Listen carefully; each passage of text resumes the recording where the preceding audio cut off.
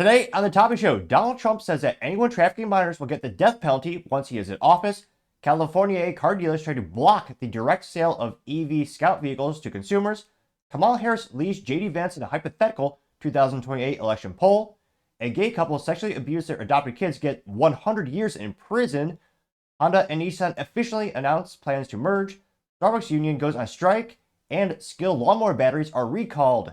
All of that and much more on the Topping Show.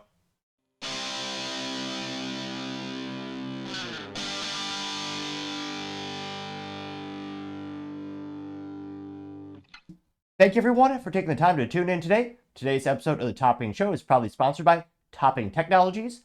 Topping Technologies is an IT value-added reseller and services company with a special proficiency in IT security. Heck, I see their founder at least twice a day. Gotta say he's quite handsome and brilliant. He's me, see, that's the joke. If you're an IT leader or business owner, you can reach out to the team at sales@toppingtechnologies.com. Also, still giving away a free flamethrower with every IT purchase. Yes, it does come with a fun Picatinny rail adapter, so you can mount it to any standard AR-15, like all awesome accessories can be. Go to toppingtechnologies.com and click the flamethrower button to learn more. Lastly, trying to get to 4,000 subscribers by the end of the year. So if you can click that button and tell your friends, I would greatly appreciate it. Now going over to the business part of the podcast, you have Honda and Nissan announcing plans to officially merge. This is something I don't like to be reporting on. There have been rumors of this for weeks. And I was praying, hoping to God they were just rumors. And Soichiro Honda might not shoot, his legacy might be tarnished by saving, well, what's the nice way of saying? So you have a thoroughbred horse compared to a dilapidated donkey, Nissan, which they've been in trouble for decades. Before we dive into the article, I actually just read a great book about Carlos Fawn. It's actually called Shift, Inside Nissan's Revival. And this was over a decade ago. Nissan has a long history of needing help and basically being needed to get bailed out. And actually back then, Renault bought the company. So currently, it's a Renault ownership of Nissan. And they did come back under Carlos's leadership. They did some great things. However, I think one of the biggest stains of their brand reputation, bar none, is the moronic choice of the unreliable POS CVT transmission. So if you got an Altima, I'm sorry, but in all seriousness, if you got one, there's a high propensity that the transmission would break, and your car would subsequently be worth a fraction of what it's really worth. That, in combination to Nissan credit giving anyone with a pulse basically extended credit, meant that they were the bargain brand of the Japanese automobile market and offerings, and that further tarnished their reputation. They made the great Halo car, the GTR, but they haven't upgraded that basically for over a decade. And of course, it only had two pedals, not even an option manual transmission. Epic fail. So they had the 400Z. That's something pretty cool. I mean, it's the only thing on the market with a twin turbo V6 and a stick shift. Very rare. Appreciate that. That being said, the chassis is old. A lot of the buttons are the same, so people didn't like that. And overall, the portfolio of Nissan is junk. And they're not making enough hybrids, which Americans want. Not sure why, because they're garbage after 10 years, but Americans are buying them. Honda is the same issue where, not in terms of reliability, I love my Honda Civic Si. Comes with a stick shift only. Good, I like that. But they have an instance where they don't think they're making enough hybrids and EVs that some people are demanding in the United States. And some governments are coercing. And, the article is saying they're not bailing out Nissan. Yeah, they are, because Nissan's failing epically. Now, this comes to us thanks to Nico at The Drive. And again, I was hoping they were just rumors, but this is confirmed. So they say, quote, Honda and Nissan officially announced plans to merge after August 2026. Mitsubishi is involved in the merger talks as well, but Nissan shareholder Renault figures to play a crucial role in all of it, how it unfolds. And Mitsubishi, that is yet another brand worth $18. I can't help but think if you have $25 in your bank account, you could buy Mitsubishi Motors right now. I'm only partially kidding, but they're even worse in terms of brand reputation than Nissan, which is saying something. And the market share of the United States for Mitsubishi is junk. I mean, don't get me wrong. I love the Mitsubishi, the Lancer Evo was one of the coolest cars out there, bar none. It was a great tuner car, and enthusiasts loved it. And same with the Eclipse. Those are iconic. The Fast and Furious, it helped propel them into the spotlight for many people that I know. But Mitsubishi has been bleeding market share for so much in the U.S. in decades. They also decreased U.S. manufacturing, was it 5 to 10 years ago, which, again, just for cost logistics and savings, that was a big sign that they're going to decrease their overall market presence in the United States. And spoiler alert, turned out to be right in that analytics. And Mitsubishi, now they basically make crappy SUVs. They even bastardized the name of the Eclipse by turning the Eclipse to what was a fun sports coupe. And now the Eclipse is now a SUV by Mitsubishi, which, I mean, there should be a lot of dealers. There are a lot of car dealers in Texas, or Texas as we call it here, because there's a lot of people moving to Dallas-Fort Worth, great place, great market, a lot of businesses. That being so, it makes sense. There'd be pretty much every car dealership, every car franchise, every brand has some physical presence in DFW. Many of them having multiple. And yeah, like Honda, there's dozens of dealerships around DFW. And Mitsubishi, I think there's like one. And I had to do a double take when I was driving past because I almost didn't believe it existed, especially as a standalone dealership or a standalone building. So, yeah, in terms of what value does Mitsubishi bring to the table, I mean, I don't know. And they're even culturally relevant. Last quick joke, I remember watching King of the Hill way back ago. I mean, Hank Hill's father, Cotton Hill, was selling his World War II memorabilia, and he was selling it to a gentleman, and he was about to load it up into a Mitsubishi SUV, and he goes, "Hey, I just loaded the canoe onto the Mitsubishi." And Cotton goes, "Mitsubishi? They made the planes at bomb Pearl Harbor," which technically did. Mitsubishi Heavy Industries is a very big conglomerate. They made dang near everything in World War II. And they did spin off the automotive brand, I want to say 20 to 30 years ago. It's been some time since they actually split, but ADHD aside, let me dive into the article and the sad news. Maybe it's just over increased ADHD or denial. I don't want to get to the substance of the article because, yeah, I don't think there's going to be a big upside for Honda in this situation. I think they think they're going to increase their overall market numbers and you're going to be able to decrease costs in terms of redundant roles, but yeah, let's just say I'm extremely skeptical. Almost this bastardization is Honda having the Prelude come back as a hybrid with no option for a stick, which they just did that too. What are you doing, Honda? You're breaking my soul. You're breaking my heart, man.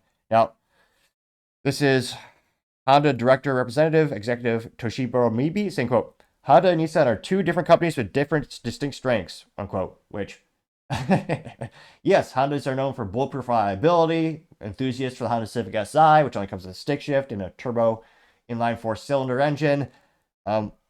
What's the distinct strength of Nissan? Let me know in the comments. Do you know anyone who goes, actually, no. I have one funny, weird friend, which I love him to death, Nick. You're awesome.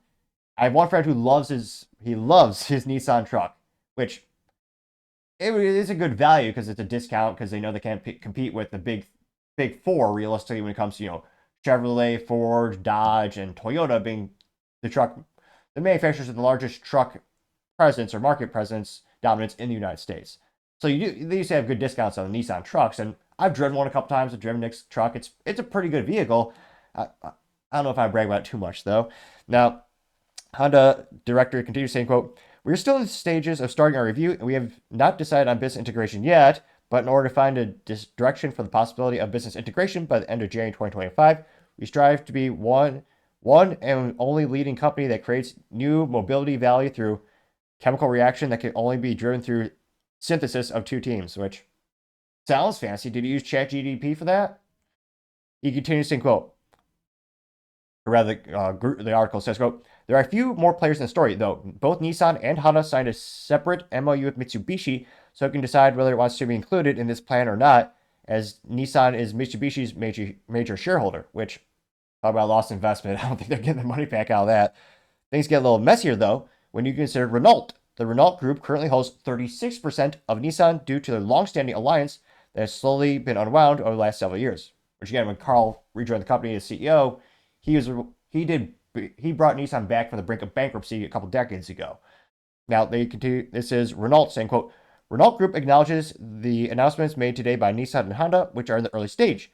As the main shareholder of Nissan, Renault Group will consider all options based on the best interests of the group and its stakeholders. Renault Group continues to execute its strategy and roll out projects that create value for the group, including projects that already launched within the alliance," unquote. And they say, quote, "One of the main reasons for this merger seems to be the electric vehicle development, specifically for the Chinese market, where Japanese cars sales are down.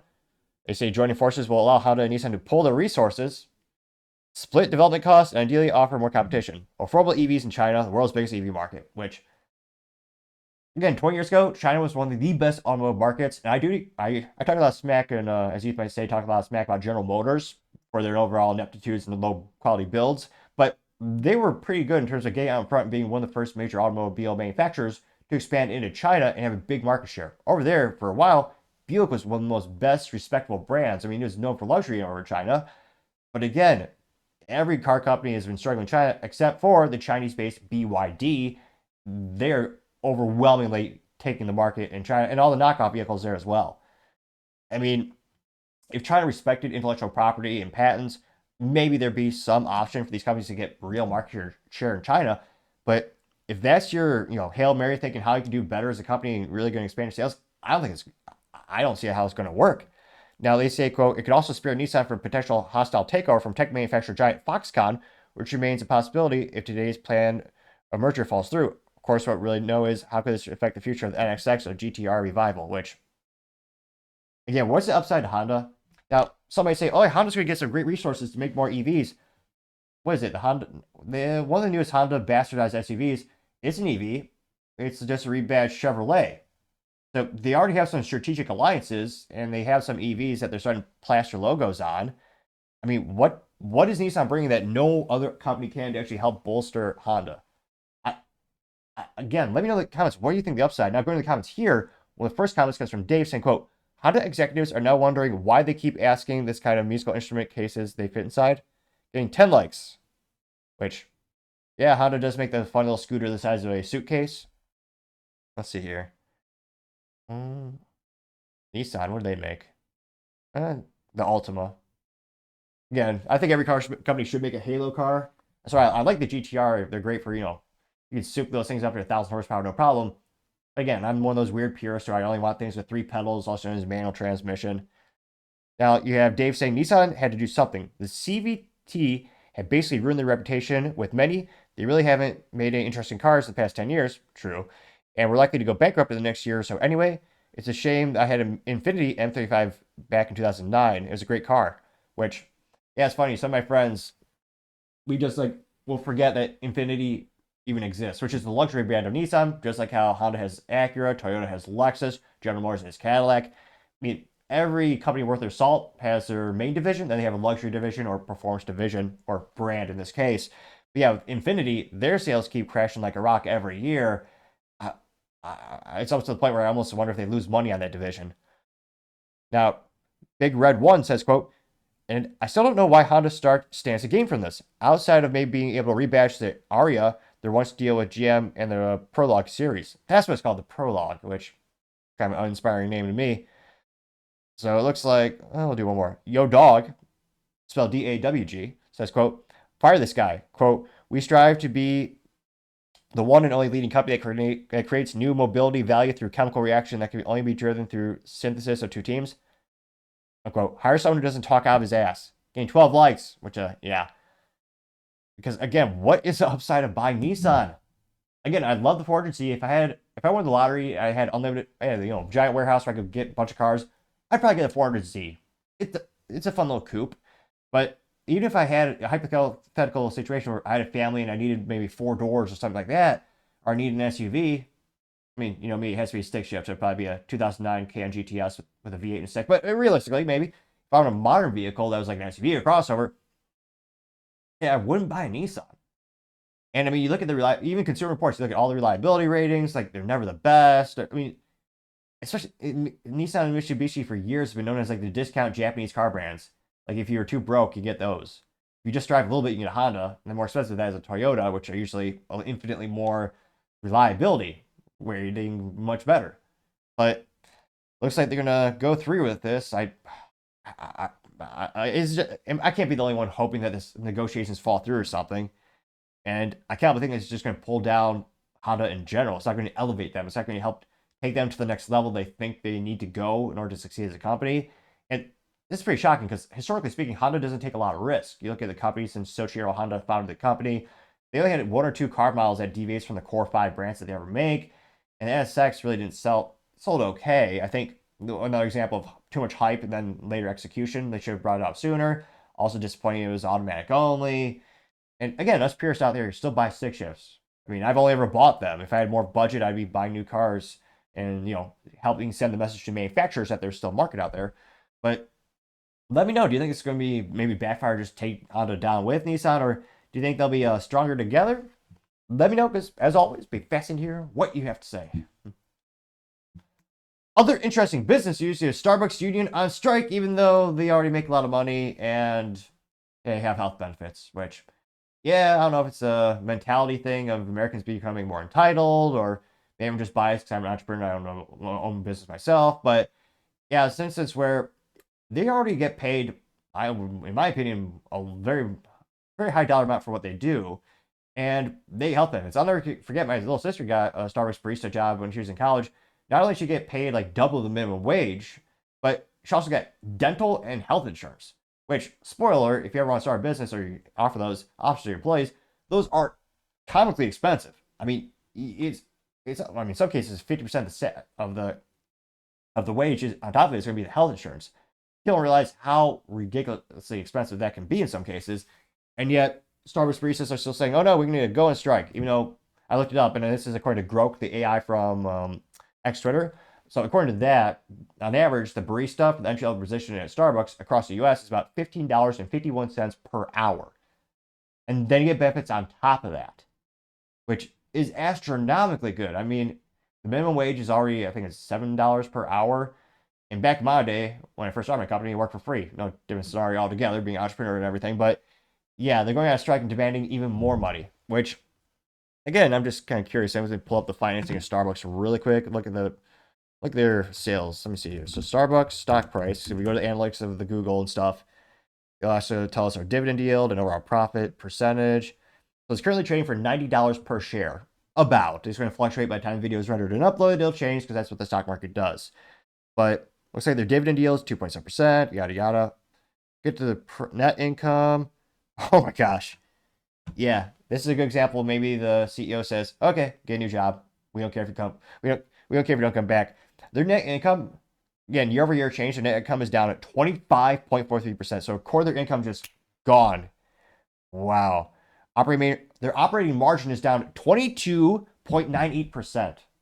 So the current margin now is 10.02%, which, again, is not great. And their tax rate is so they are saying the government steal from them about 23.8%. That's the tax rate that they're at. EBITDA 1.63 or down. The EBITDA is down 18.4% to 1.63 billion. And yeah, so they're not in the best shape. They could be doing better. And again, it still baffles my mind. So many people buy coffee these days. It's just, especially Starbucks, it's glorified candy in a cup. I only rationalize it if I'm between two work meetings or something, or I'm on the road and I need somewhere to sit down and do some work. Fire up my hotspot. I'll pay for their cheapest drip coffee. To me, I rationalize it as it being basically a mobile office for the rare occasions where am in those situations where you're on the road between two clientele meetings. That I can understand. Even then, I would go to a cheaper alternative if there was a physical alternative in that regard. But yeah, it still blows my mind. Some people spend like $5, $10, $15, $20 on a Starbucks drink. I can't fathom having that much disposable income. Now, this comes to us thanks to NBC News, in which they say, quote, Starbucks barista strike expands as workers demand more pay raises. The strike was expected to affect 2% of all locations. The baristas worker union is aiming at highlighting their alleged unfair labor practices. Yeah, another thing about unions. Remember when they praised Hamas? Yeah, that was the Starbucks union. Yeah. Yet another reason unions can be, as they say, problematic, which is, I'm sure, one of their favorite words. All the fun pop-ups there. A little disappointingly enough, no Starbucks logo on the article. Epic fail, NBC News. Now, this is credit to Rob Weil, who's a writer over there, saying, quote, Starbucks barista expanding to some 5,000 workers as the organization says that it'll affect about 300 stores in 45 states. Just as the company's big holiday stretch begins. Though they only represents approximately 3% of all U.S. Starbucks locations, is expansion of the action that began last week in 3 cities. They're organized by Service Employees International Union and Starbucks Workers United.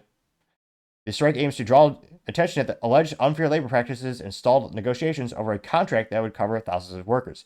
The workers are seeking an immediate increase in Starbucks minimum hourly wage by as much as 64% and over 77% over the life of a 3-year contract. Yeah, you're pouring coffee. Yeah, you do. How much negotiation power do you think you have? You're pouring coffee into a cup. You're taking hot water, putting it through beans, debatably better than the average store beans, and then hot liquid comes out. At least for me. Everyone else, I guess you're adding 35 different ingredients that no one can pronounce, the chemicals they don't really know the ramifications of. Another topic for another time, perhaps. But yeah, they want a 64% pay raise.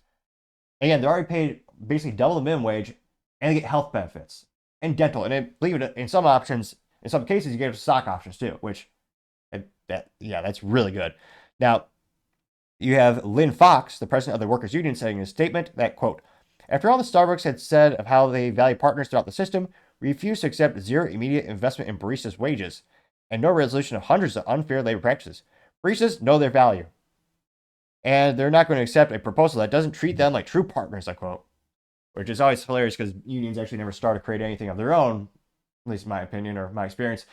It'd be funny. Why don't they just go out there and start their own little coffee company and have their labor be unionized and destroy what little profits they have? I actually thought Starbucks was more profitable prior to looking at the analytics of kind of their overall margin. And again, it's a luxury product no one needs. It blows my mind people still buy it. Now, they say that Starbucks said that only about 170 Starbucks did not open as planned. With over 10,000 company stores, it says 98% of the stores and nearly 200,000 employees continue to work as normal. Now, Sarah Kelly, Starbucks executive vice president, said, quote, the unions chose to walk away from bargaining last week. We are ready to continue negotiations when the union comes back to the bargaining table. It's a pretty contentious situation. We'll see. Looks like in a memo to employ, they also know that in a memo posted at the company, Starbucks executive called the union's demands not sustainable, while touting that the overall benefits package that the workers receive, noting that employees who work at least 20 hours, 20, wow. So if you just work part-time 20 hours a week, you receive $30 an hour when you combine the benefits and as well as the fiscal pay, which to pour coffee into a cup, $30 an hour. And they want more. They want, was it 66 or 70% more? And the company decided a 10% profit margin? Yeah, let's just say we'll see what Brian Nicole comes to the company with, because again, he was a former CEO of Chipotle. Yeah, because I mean, shoot, I wish one of my favorite books is it's called Onward by Howard Schultz, the founder of Starbucks. It's a brilliant book. Let me know if you're interested in a book of the month. I try to usually read at least one or more books a month, but yeah, he has his not only does he have to deal with the contentious market and all the competitors to markup starting to creep up. I mean, we have not only just McDonald's but Taco Bell. There's a lot of other companies that are starting to invest in the coffee barista concept, and we'll see if they're able to actually realistically chisel any market share. Dunkin' Donuts is already always growing as well. I mean, he has to deal not only with the competition, but now the unionized labor wanting more and more and more and more and more. Where I mean, there's some people where it's never enough. So we'll see at the end of the day. And again, none of this is financial advice. And truth be told, I'm glad I didn't buy Starbucks stock because I can't but think, yeah, with all these variables up in the air, we'll see how they're able to do long term. But yeah, let's just say, well, let me know in the comments. What do you think is a quote unquote fair wage for a Starbucks barista? And do you think their current wage, and again, this is an average about $15.51 per hour, do you think, plus healthcare benefits, do you think that's reasonable or should they pay more? What do you think they should earn? Let me know in the comments because, as always, it'd be fascinating to hear what you have to say. Going over to the Cultural Pod podcast, you have a gay couple who adopted their children get sentenced to 100 years in prison. And definitely cover your ears for this one if you have children listening, because it's not child appropriate for this segment of the show. And not just because they have to see my ugly mug, but this is one of those heart-breaking situations where the kids were abused. And of all the instances where there should be the death penalty, in my opinion, yeah, at the very minimum, it should be death penalty. Yeah, the court should have had that option to give them. I don't think they actually go into the location, but again, depending on what state you live in and where you're prosecuted, that is an option that judges do have. Now, this comes to us thanks to End Wokeness, where again, this controversy broke a couple of months ago. Now it's actually they've been prosecuted. And I say, quote, and Jesus, it's heartbreaking. So you got the two guys with all the rainbow shirts, and the rainbow shirt says one of the boys' shirt says "Love my family." The one of the adult men, his shirt says, what is this? He says, BNT SunTrust, now Truist. The other one says love my family, and the other one says love my family. Now I want to say they look like creeps, but they look exactly how do you think. Yeah. That's another sure sign someone's a creep. So they have their arms around they interweave each other's arms and have their hand on each other's knees. Weird. Yeah, so again, for the umpteenth time, cover your ears, you have trouble listening. But he says, quote, this couple took advantage of their adopted 9 and 11-year-old sons and then handed them to unnamed clients. They got 100 years in prison. Prison justice is coming. Where he is referencing a phenomenon in the United States in which, unfortunately, the judges do not give these subhuman POSs the death penalty. However, even among the worst of the worst in prison, they know these child abusers are worse than anything else. And more often than not, the other prisoners there end their life prematurely. Or I think some people would argue maturely, not prematurely, maturely or just. So there's a high propensity in terms of you look at who passes away early in prison. Child abusers are one of the number one groups that, yeah, the other prisoners don't like them. So even among the worst people on the planet, they know these people are the most evil scum on the planet, bar none. And yeah, a lot of the comments are saying, well, who could have saw this coming? Yeah, they're trying to be funny or pun when you look at propensity. Well, we won't get into the statistics today. Let me know in the comments if you want me to dive into statistics in terms of, do you think there's a high propensity of this happening among gay couples that adopt children versus traditional straight couples? There's a lot of debate on that. I'm not sure if there's an actual database that would prove that one way or the other, but that is one of the main things people are bringing up in the comments. And this is the most viral thing and Wokeness has posted all year, I believe. This got 36.1 million views and 252,000 likes. And yeah, it's one of those heartbreaking things when you have people abuse kids. It's, yeah, the most evil thing you can do. One of the first comments comes from Paul Zuzupa saying, quote, prison is never kind to anyone, especially those who prey on minors. Getting 4,000 likes. Arthur Eagleman says, quote, prison justice is coming, getting 3.4 thousand likes, which it's a shame with so many people that hope for that, as opposed to them actually getting justice the proper way, like the judge giving them the death penalty or a slow death penalty. The United States does have a constitution in terms of, they have cruel and unusual punishment, which, yeah, so it would have to be a swift death. So, yeah, I know some states, so Florida, give Ron DeSantis some credit, he actually did pass a law so that, again, it's not mandatory, the judges have the option to give the death penalty in these similar cases. But again, it depends on where you are in the United States. Cash Loren says, quote, we need to make the death penalty great again. Get 399, 401 likes. Yeah, Libercat Media TM saying, quote, feet first. It's the gentleman from the original Jaws movie says we're going to need a bigger wood chipper, getting 342 likes. Barnaby? Let me see here. So Barnaby says, here's a source for this couple. It's public. No need to protect their criminals. It goes to the New York Post. Actually, we'll dive into that really quick. Give us additional details here. This is New York Post article by Alex Oliveira saying, quote, oh, Jesus, yeah. A couple who showed off picture-perfect family gets 100 years in prison for horrific abuse of their childhood, of the two of their sons. Yeah. Let me see here. Where were they sentenced? They say William and Zach Zulak, 34, 36. They're in Georgia. They didn't get the death penalty. What the shit? Pardon the French. They say a gay couple in Georgia was convicted of sickening sexual abuse of their two adopted sons will spend the rest of their lives behind bars. William Zachary Zulak? Oh, no. Those are two different names. William and Zachary Zulak. They say my name is weird, but nevertheless. Age 36, age 34. Each are sentenced to 100 years in prison without possibility of parole. Good. So that means another judge can't give them good.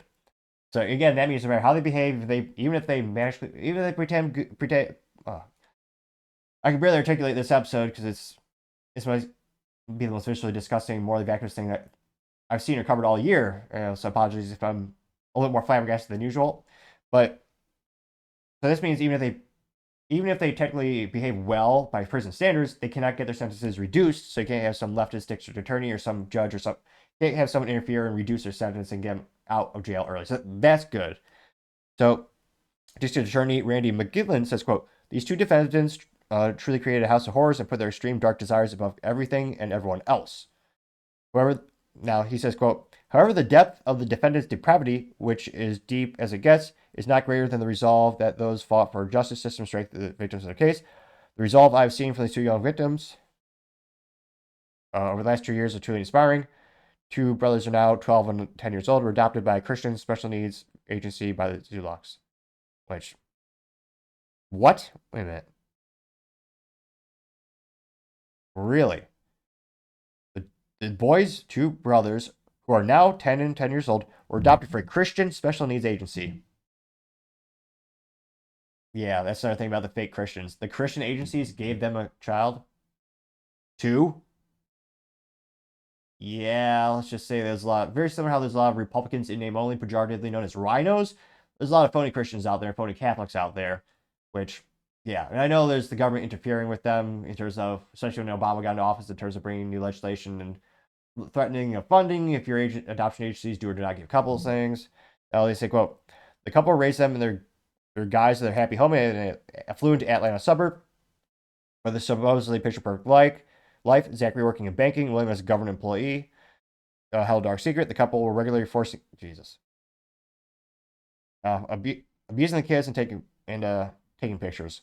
Evidence showed they even bragged about abuse to their twisted friends. One telling police Zachary sent a Snapchat message reading, "Christ, I'm going to abuse my son tonight," along with images. They then allegedly used the social media to sell the boys out to local travelers. The couple was arrested in 2022 after an alleged member of the ring was caught downloading that material, and they both pled guilty. And they didn't get the death penalty. Really? Jesus. Like, yeah, of all the cases for death penalty, this should have been a slam dunk easy prosecution for that. Going back to the main comment section, you have, wow, it's got 14,000 likes. This is from Branos on X, says, quote, it's not about you, it's about the child. And this is a quote. And it's all the cliche, rudimentary, like almost hand-drawn art of all the NPC people with the purple hair, the pink hair. This says, queer couples deserve to have kids. And the trad man says, quote, kids deserve not to have queer parents. They got 14,000 likes. Also, trad says, some basic understanding of science should clue adoption agency in. Says, let's clear up a couple myths. Not a hero. George Floyd picture and not a woman. Del Mulvaney gets 613 likes. Let's see. Going down more and more. Bow-tied Queen Bee homeschool Homer. That's a long name. But nevertheless, this individual says, quote, prison inmates do more to stop pedos in our own government. Yeah, I got 19,000 likes, which, yeah, it's a big deterrent knowing your life will be ended in most likely the worst possible way. If you go to prison, they find out what you did. Going down more and more. Let's see. Bow-tied Queen Bee also has a picture of an NPC or NPR looking person saying, quote, being a minor attracted person is just another form of sexuality. And a cowboy trad man looks saying, quote, bearing pedos is just another form of gardening. Getting 18,000 likes, which, yeah, it's quite concerning. Leftists, especially on campuses, with they keep pushing this ideology that maps, or they even coined a term for these disgusting pieces of shit. They call them, minor attracted persons. Yeah, that's how the left is rebranding pedos. Disgusting. Scrolling down, and I got 18,000 likes. Scrolling down, not seeing any contrarian statements thus far. A lot of calls for violence. You have Hemming saying, Hemming has a picture of looks like a PMag, AR-15 magazine, and the brass casings of the bullet it says Cure for Pedo, getting 7.1 thousand likes. David Sullivan, pronouns prosecute Fauci, saying wood chipper says pedos' lives don't matter, getting 11,000 likes. 0 Point Energy says, quote, never forget shows like Modern Family that subliminally manipulated our minds into thinking gay men having kids is normal. Psychological manipulation. Yeah, 2.6 thousand likes, which, I think, I remember back in my day. I tell you what. I think it was Friends back in my day. This was the first cultural phenomenon or TV show that glorified that. It was also, wasn't the sister had babies for her brother as well? But the left says people on the right are weird. Yeah. All right. Scrolling down, you have Lynn's mom saying death penalty is needed for this type of crime, getting 684. Let's make it 685 likes. Moon Soon says 100 years isn't enough. There's a wood chipper says pedo treatment center getting 234 likes. Let's see. And again, this has like some of those things where I don't know. I'm not saying any contrarian statements here, so I'll bring one up just to make life interesting. Again, there are straight couples where you see the same things happening. And I think everyone who's prosecuted successfully for abusing children, as in, the evidence is there, yeah, they should get the death penalty. All of them. You also have House of Trad saying, quote, I sure hope other inmates know of this. There's the pregnant man emoji says, we must stop disinformation. Getting 236 likes. So, yeah, quite heartbreaking. Kids should never have to deal with that. We'll do one more. It's the Star Wars meme or meme where you have Anakin talking to Princess, whatever her name is. And it's from House of Trad as well. It says, this is the plus and is despicable. It has Anakin, but he has the cow ring and the blue hair. It says, we need to support the LGBTQIA. And she goes, what is a plus? And she goes, what does the plus stand for? And he just looks awkward. She goes, what does the plus stand for? And 37 likes, which, yeah. And again, this is not, I'm not saying this is everyone on the left or every Democrat or it's not everyone in that community, but it's concerning. It's some of them. And again, you see more and more of this propaganda saying you need to respect, maps and all this. No. We need to, well, one, bring shame back, but also not everything should be tolerated. So, hopefully, Trump has some ideas how to deal with these people. And I think, again, we see more states adding the option of death penalty in the past couple of years, including Florida.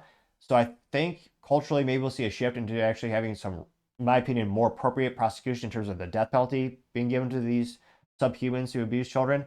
And I think culturally, more and more people will start to realize how big of a problem this is and actually write to representatives and say, hey, we want harsher crimes for these. We shouldn't have to rely on prison justice, as some people said in the comments. So maybe I'm just foolishly optimistic or foolishly hopeful, but I hope we have more of a cultural shift in that regard, and it'll radically disincentivize people from trying to replicate this crime, and hopefully the rates of these crimes does go down. I really do hope. But let me know in the comments, because as always, be fascinated to hear what you have to say. Now, going over to the political part podcast of Donald Trump saying anyone caught trafficking minors should get and will get the death penalty when he's in office. As if we needed yet another reason to vote for him. Though, granted, we already did. But this comes to us thanks to end wokeness. And he says, well, Trump says it's better than anyone. And of course, he did suit up like all men should. Without too much further ado. Come on, volume. When I am back in the White House, I will immediately end the Biden border nightmare that traffickers are using to exploit vulnerable women and children. We will fully secure the border. I will wage war on the cartels just as I destroyed the ISIS caliphate, 100% gone, 100% destroyed. They'll come back now because we have a weak administration. I will use Title 42 to end the child trafficking crisis by returning all trafficked children to their families in their home countries and without delay. And I will urge Congress to ensure that anyone caught trafficking children across our border receives the death penalty immediately. Good. That's what we need. Disincentivize the action. That's one of the best ideas he's had, bar none. Also, Biden and Mayorkas, you lost 300,000 kids, just don't know where they went? Yeah, how they have jobs is beyond me. Zero accountability. Must be nice working in the public sector. Now, this one pretty well got 9.9 million views and 151,000 likes. One of the first comments coming from AKA saying, quote, as they should. They shouldn't be controversial anyway, getting 275 likes. Now, it'll be interesting to see, because mark my word, some people will oppose this. They'll say, oh, it's cruel and unusual. No. Hurting and trafficking kids, that's cruel and unusual. Death penalty? No. I would say that's base, as you might say, and absolutely appropriate for these types of crimes. Yeah, Cash Loren says, this is the leadership America needs, getting 67 likes. Paul Zupa says, this is peak FAFO. Which, thanks to the Urban Dictionary, I know that means cover your ear. No, I'll keep it moderately family friendly. F around and find out. Getting 80 likes. We also have Base Electrician saying, quote, Joe Biden contemplating preemptive pardons for all future child traffickers. Getting 86 likes, which, yeah, you thought Obama did a lot of pardons? Biden might as well be called pardon in chief. He's pardoned, what is it, 4 times? No, actually 4 to 6 times more than anyone else, any other president in U.S. history. He Biden is actually setting several records while he's in office. None that I would argue anyone should inspire or hope to. Not good records, but records nevertheless. Going down more and more. We also have Jay Valentina saying, quote, fact is Joe Biden and Kamala, and there's Will Smiley says, we did it, Joe, we destroyed America, getting 44 likes. Florida 1 says, quote, this is a deterrent we need for past and present traffickers. The people who are responsible for this need to be held accountable publicly. I would like to see it similar to their drug trafficking since it causes so much death in our country, getting 141 likes, which, again, we'll see if Donald Trump goes through with it, but he has had the idea in the past where, again, this is drug distributors, actually the dealers, they would get the death penalty. So again, not the actual drug users or the people buying, the drugs as an individual for their own consumption, which, again, a lot of my libertarian friends are all about. But in an instance where if you're actually if you're actually moving in bulk, you're a distributor for the drugs, then you get the death penalty. Which, again, about 100,000 people, 100,000 Americans per year die because of fentanyl overdoses. And a lot of it is because it's laced with other drugs and the raw ingredients come from China, as Trump would say. They send the raw ingredients to Mexico, they manufacture it there, then they send it across the border because the border is basically open. So, again, I think more and more people I actually think that's a good idea. We'll see how it actually is executed. Because, again, in the United States, you need due process. So, I'm not sure if this would. A lot of people are thinking, Trump's going to send SEAL Team 6 out after the cartels, which, yeah, I think it would be a good idea, but I don't think he's talking about that. Or he's not saying, oh, yeah, you see a drug dealer, shoot him upon sight. No, I mean, Trump might be bombastic, don't get me wrong, but in terms of how this would actually be done in practice and execution, pun mildly intended, it would be an extra option given to the judges during the prosecution process. Now, going down more and more, you also have, let's see here. You have Magnetic Norris saying, quote, you know who was not pardoned? The Alaska Avenger, Jason Vukonich, smiling at his brother after receiving a 23-year sentence. Jason used the state's sex offender registry to track down offenders, break into their homes, and beat them with a hammer. Both Jason and his brother were abused as children. Yeah, got 1.3 thousand likes. And, yeah, I can't help but think if someone started GoFundMe, he'd get all the money needed for all the prison swag and accoutrements and, luxuries you could possibly need. But, yeah, I think we'll see more and more judges having the option of giving the death penalty to child abusers in the future. Going down more and more, if Hugo Ball saying, quote, being tough on crime is one of the only ways to make it stop and reduce crime. The mainstream media and the left will hate it because they only think with their emotions, getting 396 likes. Yeah. Going down more and more. This is the longest name. Bowtied Queen Homeschool. It's a homeschool mom. Which, I mean, good marketing, you know exactly what she's all about. Now, she says, quote, just saying, it's the Simpsons GIF.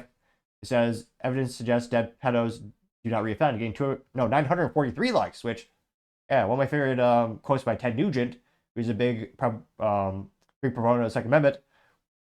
When he talks about, God, famous quote, God made man, Samuel L. Colt made man equal. He talks about how, he thinks, everyone should be armed because they can defend yourself properly. Especially women, if you look at it, they could actually defend themselves. A gun makes them equal to a 400-pound bodybuilder. Well, one of those things where, yeah, Ted Nugent says himself, I don't like repeat offenders. I like dead offenders. Yeah. Got 943 likes for that. Going down more and more. Yeah, American Sublime saying, quote, leave the kids alone, final warning. It's a picture of Trump saying not elected to be nice, elected to get results, getting 313 likes.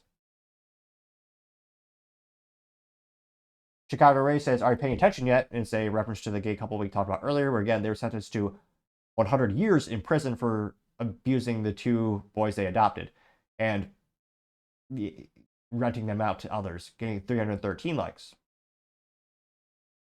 Sandra Loftus says, how about this one too? It's Trump's idea of the death penalty for any illegal that kills an American citizen, getting 83 likes. So, yeah, I think Trump's going to have a lot of phenomenal policies. Now, of course, how will they actually be planned and executed? Unmarkedly intended in terms of, will all the leaders listen to him? Will they try to resist? And do you think this is a good idea that'll actually help our country and protect the kids overall? Let me know in the comments because, as always, be fascinating to hear what you have to say. Other interesting political news, you have California car dealerships trying to sue to block EV Scout direct-to-consumer sales model. Because, of course they are. Now, this comes to us thanks to Brian Hurd, who's a writer at The Drive, which he says, quote, dealers move to block Scout's unlawful, quote-unquote, unlawful direct sales plan that cuts them out entirely. Oh no, the car dealerships, I'm sure we'll all be heartbroken if the car dealerships, if they can't make money. Now, they say, quote, Scout has been issued a cease and desist letter from California's dealerships ordering the company to stop taking deposits for EVs. Yeah. Now, I would argue they should stop doing deposits because it looks so viscerally disgusting from a visual perspective. The SUV looks like trash. It's an EV. But again, that's just my personal preference. Now, going to the actual article, they say, quote, the California new... Wow, this is hilarious. Everyone has to have an acronym. You sound fancy, I suppose. The California New Car Dealers Association, the CNCDA, has fired an opening round in its broader legal assault on Scout Motors over the new Volkswagen subsidiaries plan to adopt Tesla's direct sales strategy for its forthcoming Traveler SUV and Terra pickup. Representatives for the California dealerships sent a formal cease and desist letter to Scout demanding the company stop taking deposits on both its planned vehicles, citing an amended California law that makes it illegal for automakers to compete directly with their existing dealership franchises. Now, a lot of people wonder, why do we have to buy a car from the dealerships? Well, it's because of lobbying, and most states, one of the single largest revenue generators for the states is the sales tax associated with the sale of new and used cars. It is one of the biggest ways states pretty much get most of their budget these days. It's a huge thing. And I suspect eventually, once the states realize, well, as long as the manufacturer, the money doesn't go to the manufacturer headquarters to where, it'd be taxed, the sales tax would stay within the state. I suspect there'll be less dealership laws in the future. Now, how long could they keep the lobbying up and keep the politicians happy? That's the real 800-pound elephant in the room. Now, they say, quote, the key word is existing. This is the exemption by which Tesla was allowed to sell vehicles directly to consumers in California. It had no established franchisees with its direct sales model could possibly compete with. But while Scout Motors may pitch itself as an independent startup, CNCDA pointed out to the conspicuously large figure lurking behind the curtain, Volkswagen. There you can see the electric SUV and truck. Now, what is this? Oh, one gentleman says, quote, under vehicle code section 11713 automobile manufacturers and their affiliates are forbidden from competing with their own vehicle franchisees. Because again, that's a separate business entity. They don't own it. Which is also why they get away with charging you above MSRP or whatever they want. And you can complain to, General Motors or Volkswagen. They're not going to care because the dealerships, they're separately run, separately operated. Now, like you just say, quote, Scout is an affiliate of VW. Under California law, vehicle code section 113.3 defines affiliate as a person or who directly or indirectly through one or more intermediaries is controlled by or is under common control with another person. Since as early as 2002, VW has been directly and substantially involved in Scout development and revitalization of products, including VW's investment of billions of dollars into Scout production plant in South Carolina. Put simply, CNDA's argument is that Scout is a VW Group brand like any other, no matter how the company chooses to spin it. As such, it's subject to the same rules as anybody else. If I sell cars in California, you can't run around the dealerships. Which, yeah, but there's no Scout dealerships yet. There's Volkswagen dealerships for about maybe 2 more years till they go away completely. Not because, not because they want to sell Volkswagen direct, because no one buys Volkswagen anymore. They buy, Lamborghinis and Porsches, which are part of the Volkswagen portfolio, but yeah, the VW logo, not a lot of people buying those vehicles or cars with that on their hood. There you can see the interior of one of those little Scouts. They say we reached out to Scott for comment on the situation, but we're going to, on a limb, say the lawyers are probably saw this coming. They'll give us updates soon. Now, no consumer is going to be happy about this because, again, dealers increase cost to you. That's how they make money. And they're not known for being the most respected industry. I can't but think they're just on par with, like, Big Pharma. There's not a lot of people who respect car dealerships. Everyone has a story about how they've ripped you off, how they've robbed you, how they destroyed or hurt or damaged your vehicle when they're being worked on, or joyriding it. And I've met like 2 good dealerships throughout the years. Again, there are some. You got to search for it. You got to find a good tech that you trust. This rare, but you find them. Now, going to the comments, one of the first ones comes from Adil Pickleson saying, quote, just another example of dealers benevolently protecting consumers again. Where would we be without them? Getting 18 upvotes, which, yep, that was the idea. And again, we've had dealerships since the dawn of the automobile. I mean, the very first Ford vehicles, Ford didn't sell himself. He sold through the dealerships. And there's benefits in terms of Ford doesn't have to pay them anything. They just sell them inventory. You can sell your vehicles a lot quicker in terms of, let's say, well, this is obviously they have more than this, but instead of Ford selling to 1,000 individual end users, Ford could sell to 10 dealerships to sell the vehicles for them. And that way it's logistically a little bit simpler, but obviously there's trade-offs. So we've had dealers since the inception. And again, when they were lobbying, Congress and, the dealerships, they would argue that, well, we need multiple dealerships out there so they can compete with each other's business. And theory is you get, because the dealerships compete with each other, you get a lower price, which does happen. When I was trying to buy my Honda Civic Si, which I love to this day, I was the stick shift like all cars should have. The dealership I was talking to negotiated a little bit, but I mean, they're giving me like a couple $100 off list price, which is BS. So guess what I did? I called a Honda dealership about 35 miles out. They had the same green Honda Civic color, same specs and everything. And I said, hey, this weekend I want to get this. What's the best you can do for me? Once you get that number, went back to the original dealership's head, said, hey, sales rep, I like you. I know sales reps, managers, I know the manager technically has to approve pricing, yada yada. I'm like, here's the situation. I'm gonna drive 40 miles and get the same car for this price unless you matches. And lo and behold, I got the car for the match price. Because again, competition. So I understand that theory. However, more often than in many other cases, they're not really fighting for your behalf, or it's not really a win-win to a lot of people. That's why there's so much visceral disdain for dealerships and that operation, that structure that we have in the United States. Now, Captain Sock says, quote, without dealers, who will issue the upcharge for undercarriage spray and weather mats that should already be included in the vehicle?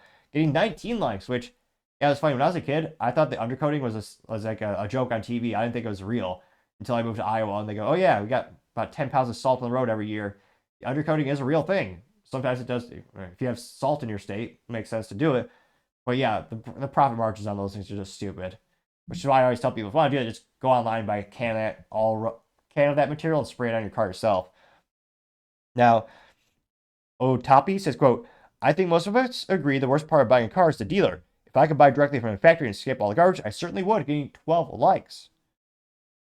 Hartman says dealers want their cut, and it's just a little gif of a shark opening its mouth. Keith Kloeb says, quote, dealers have become their own worst enemies, screwing over the consumer at every chance, overcharging for everything, getting kickbacks and holdbacks from the manufacturers, finance companies, and additional markups. I think manufacturers are also fed up with hearing the complaints from the buyer getting 4 likes.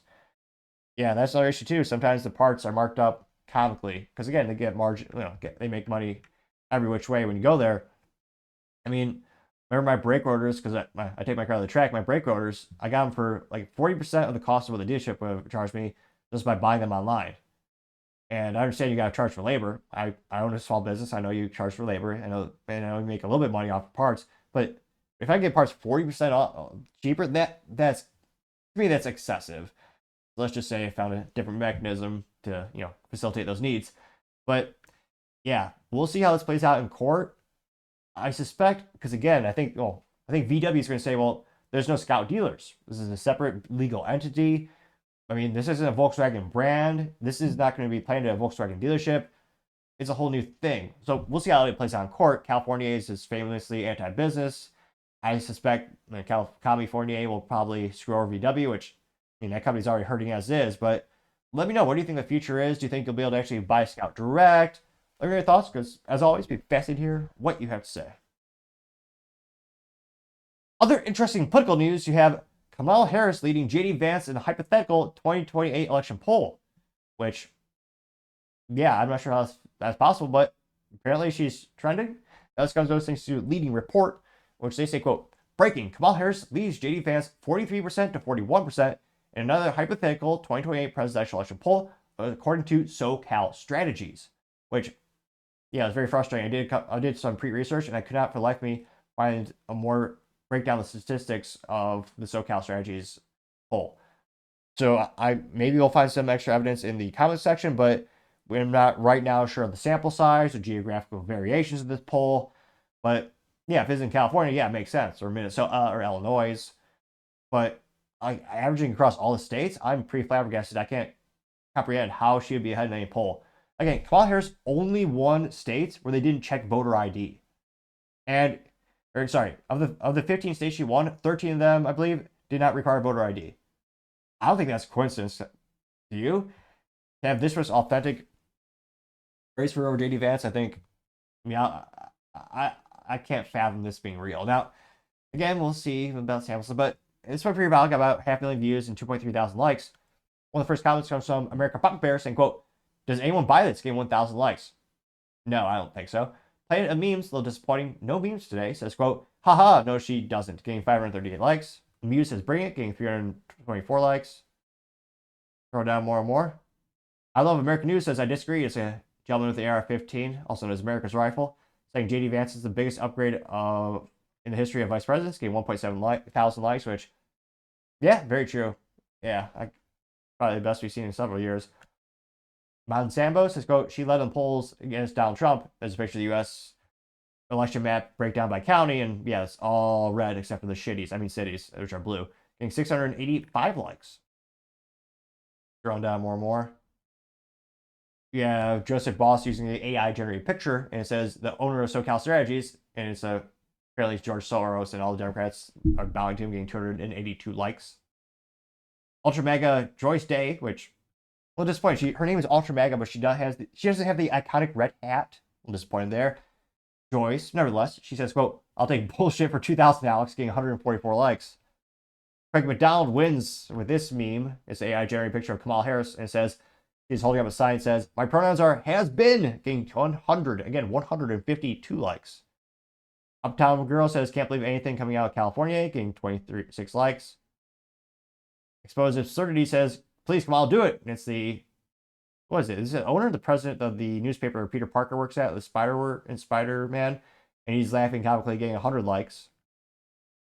Silent Majority says, "Yeah, the public polls have her leading against Trump. We all know how that turned out," getting 71 likes. Woo Doggy says, "It's not breaking news, it's broken news," getting 97 likes. Yeah, she also spent, she had more resource allocation than anyone in history, and all the media was on her side. Again, she pissed away over $1 billion and had every media eating out of her pocket and carrying the water for her, and she still lost. And she also lost every swing state. It's almost impressive in terms of how bad she is.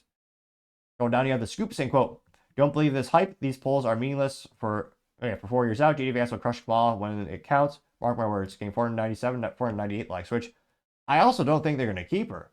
She's failed at every task she's ever taken on in life. They will use, again, 4 years is especially a long time in politics. They used her this year, I believe, because they had to, because, they installed, Biden clearly did have his cognitive ability after the debate. It was shown to the whole world, and they had to do something, and the donation money was already tied up to her and Joe Biden. It's already a legal debate. Could they technically use the money raised for him and someone else? So I think they wanted to keep her because they didn't think they could push her, install someone else, and keep the fundraising funds. So I think they thought they were kind of stuck with her. I don't think there's any way they're going to choose her again. There's no upside to Kamala Harris. She's not intelligent. She's not moral. She's more awkward than me that's just saying something with her cackling. I don't see an upside to her. They could pick literally anyone. I even think, even Hillary Clinton would do better than Kamala Harris. No, for the record, I should say Hillary Clinton is a beautiful, intelligent woman. She does not have a statistically high number of people around her who committed suicide, like 28 people, and definitely not corrupt or evil or morally vacuous. Just want to say for the record, coincidentally, I feel very healthy. I want to live a long, fruitful, fulfilling life, and I don't own any rope. Just want to throw those things out there, coincidentally. Now, our top comments includes the Not So Secret Top podcast saying, quote, "Didn't we just have this already? Fake polls, fake news." 338, 339 likes. Oh, let's be honest. When we hear those words, we can't help but hear Trump's voice. "Those are fake polls and fake news. She's a moron." So, yeah, again, one poll is not a good one. Christine says she led too is a poll from years ago where Hillary Clinton was at 46% and Donald Trump was at 36%. Which, yeah. So, needless to say, I don't think anyone believes this poll. And I also think in 4 years, Democrats will have someone else. Maybe there's a lot of people speculating maybe AOC or someone else. Of all the people in the Democrat Party, pretty much I don't think anyone would be better than her. So I don't think they're going to run her in 2028. But let me know. Do you think she has any political future? Let me know your thoughts are, because as always, be fascinated to hear what you have to say. Now, going over to the business blunder of the day, you have a EV, well, a battery lawnmower. Battery is being recalled. Yet another reason not to buy one of those abominations. Now, this thing comes to us thanks to the United States Consumer Safety Product Commission, where they say Chevron, North America, which is hilarious. It's not the oil company, it's a separate. This is a little electronic boutique manufacturer in Illinois, also known for making the Skil brand. Now they say, quote, Chevron North America recalls Skil 40-volt 5-hour lithium-ion batteries for Skil lawnmowers and outdoor tools due to fire and burn hazard. Whoops. There you can see one of those funny-looking batteries right there. Now, they say that this affects about, 63,000 units in addition to 349 in Canada. And so looks like the hazard, they can overheat. Whoops, causing fire and burn hazards. Well, whoopsies. Now, the detail goes as follows. This recall involves Skil brand 40-volt batteries that are manufactured before May 21st, 2021. Skil and PowerCore 40 were printed on the batteries. Recall batteries are sold individually under the model number BY8708. How inspiring. Again, the model number is BY8708-00 for use with all Skil 40-volt tools and were sold in combination kits with the Skil 40-volt brushless, 20-inch push mowers, and self-propelled mowers. They note that only the battery is being recalled. Again, the model number is, I already said that, which is the first 3 digits. Now, they say that consumers should immediately stop using these batteries and contact Chevron for a free replacement or refund for the price of the battery. Consumers should register for the recall online at www.skil.com/recalls. Again, maybe I can pull it up here really quick. Yeah, it's www.skil.com-recalls. Here we go. See, there you go. You can see the Skil website, SKIL. Ironically, the first thing is a pop-up to buy more crap from them. Right. Now, in terms of, well, maybe there's no damage for this already. No, there was. Now, they say that the firm has received 100 reports of thermal incidents involving the batteries, including overheating, melting, smoking, and on fire. These include 8 reports of minor burns and or smoke inhalation, and 49 reports of property damage. Not good. Now, these are sold at Lowe's and other hardware and home improvement stores nationwide, as well as Amazon.com, Walmart.com, and Lowe's.com from October 2019 through December 2024 for about $170 for batteries and $400 for the combination kits with the lawnmowers. Yeah, and again, the manufacturer, of course, in China, and the recall number is 25-071. Again, 25-071 for the recall. Which, I mean, when it comes to power tools, there's almost like cult of personalities, kind of like pickup trucks. People get really behind their brand. They identify with it for weird reasons. Got like a sports walls team. And yeah, people already make fun of Skil for not being as good as like Milwaukee or DeWalt or any the other brands out there, which, funny enough, most of the brands are manufactured by like 2 or 3 companies, TTI. But nevertheless, to have a little dent in your reputation yet again, Skil, where, I mean, you used to be known for great American saws and kind of just went downhill for the past couple of decades. I mean, you're already the bargain bin. You can't charge a premium for your brand. So having another recall, it also just bursts in flames. Yeah, I gotta say, Skil, that is certainly the business blunder of the day. Thank you, everyone, for taking the time to tune in today. Again, try to get to 4,000 subscribers by the end of the year. So if you can click that button, I would greatly appreciate it. Also, give me a thumbs up, thumbs down, or comment. It's a great way to give me some additional feedback, letting me know how I can make the show better and better. Lastly, don't forget to take time to tell your family, tell your friends, tell your coworkers, heck, tell your enemies, tell anyone and everyone. Just stay safe, fight the good fight.